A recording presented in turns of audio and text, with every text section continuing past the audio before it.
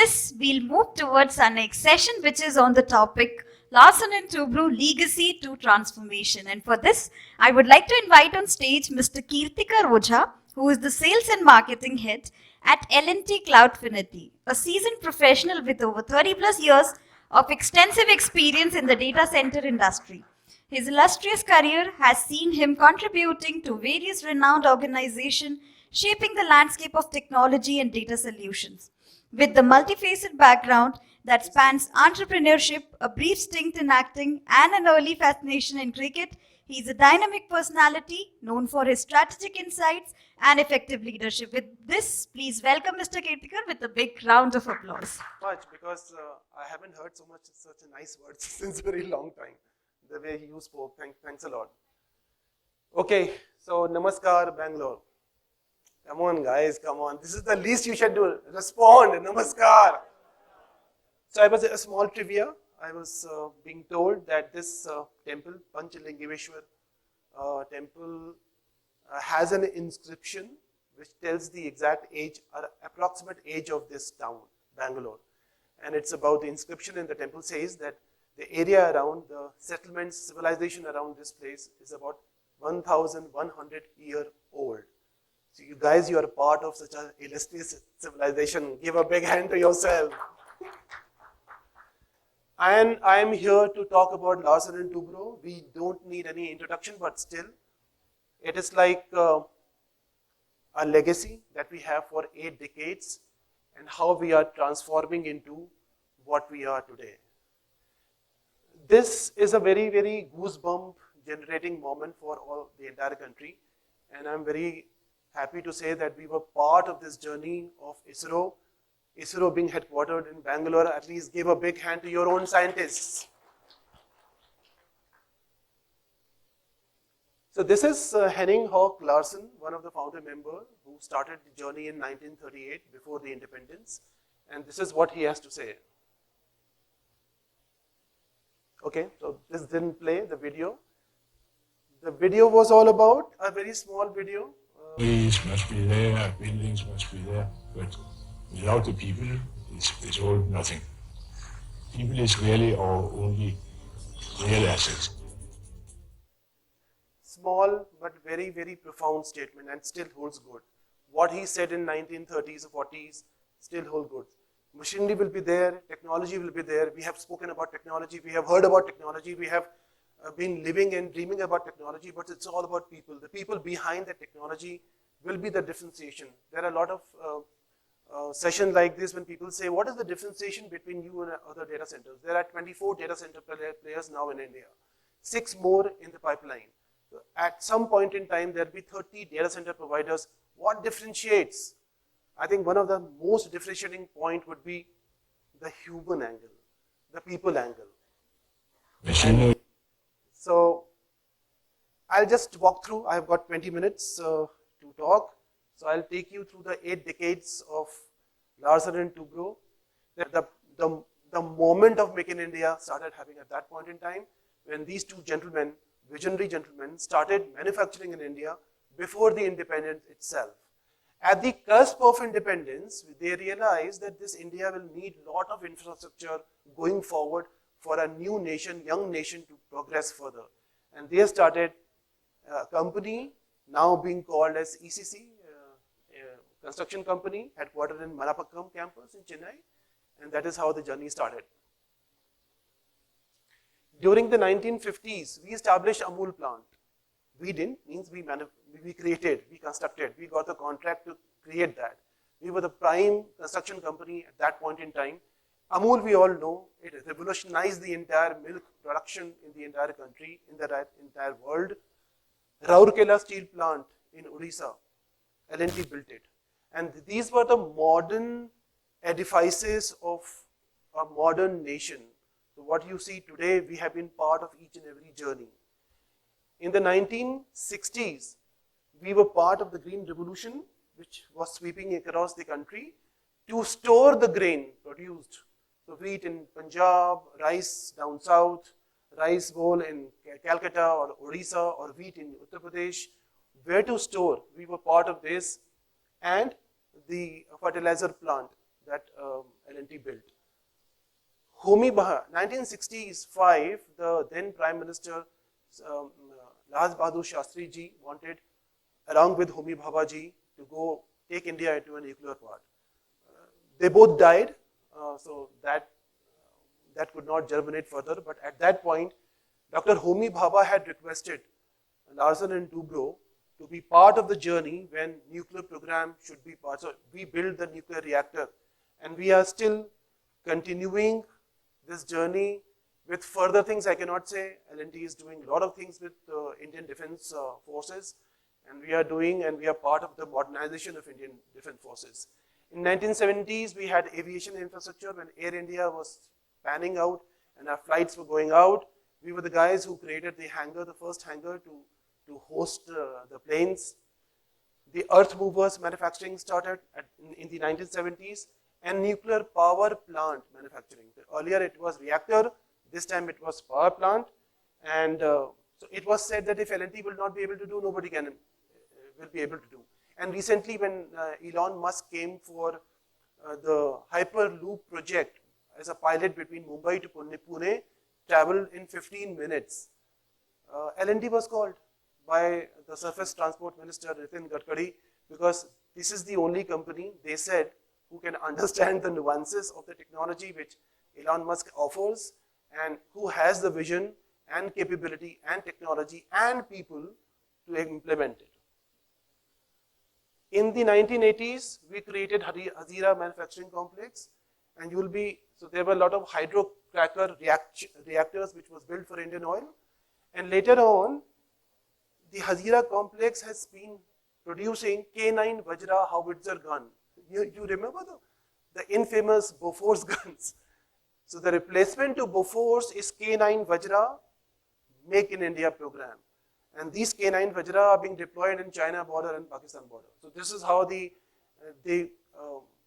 usefulness or criticality of these projects are. And somebody had planned somewhere in 1970s. Manufacturing cement started, though we sold off cement under trying circumstances, but manufacturing cement started in 1980s. 1990s, we came into maritime infra, railway infra. Today we are building most of the metros in part or in whole lot of things. We are playing a very important role in bullet train of India and whole lot of other projects that we are creating at this point. 2000, this was created, the tallest statue in the world. And now comes the technology intervention. So our current chairman has a vision that by the time we complete our 100 years of L&T's existence in this country, our 50% PAT should be from the technology initiatives. And this is the technology initiative that we launched, Larsen and Toubro Infotech and Larsen Toubro Technology Services. They are into very niche services, do a lot of offshore business. Combined LTI and LTTS today is $5.2 billion, and we want this to be scaling up to about 15 to 20 billion in the next 20 years. LTI over a period of time in this decade bought Mindtree. Mindtree had a lot of presence in some niche services being offered to the America and European market, and that made sense with the acquisition that today we are in a very dominant position. Smart and safe cities. Out of various smart cities, 26 smart cities projects are with L&T. And we are creating and especially after COVID-19, we deployed 10,000 CCTV cameras in Mumbai, and they are helping for safe cities and smart city, safe city for women and all other things. Along with the police, we have created a whole lot of nerve centers, the NOC and SOC for these smart cities. EduTech and SUFIN, if it's visible. EduTech is an online education platform that we have built upon. SUFIN is like, for the first time, an e-marketplace for building and building related material sales and purchase. So it's about 70,000 supply chain entrepreneurs have already logged into this platform. It's a small journey, and I'm sure it will pick up because India is still a construction hungry country. There are a whole lot of construction will happen the next 2 decades. In the 2020s, while we was locked down in our home for COVID, there was a consortium of 32 countries which wanted to have a fusion explosion. And how do we create an artificial sun, if need be? Because the energy crisis might come across, and sustainability is the buzzword. How do we preserve this Mother Earth? In that, L&T was part of this consortium through Indian government participation. And our job was to create the outer shell where this nuclear explosion will take place. While everybody skipped their deadline, we were the guys in the second wave of COVID shipping this shell on a ship to France where it was supposed to reach.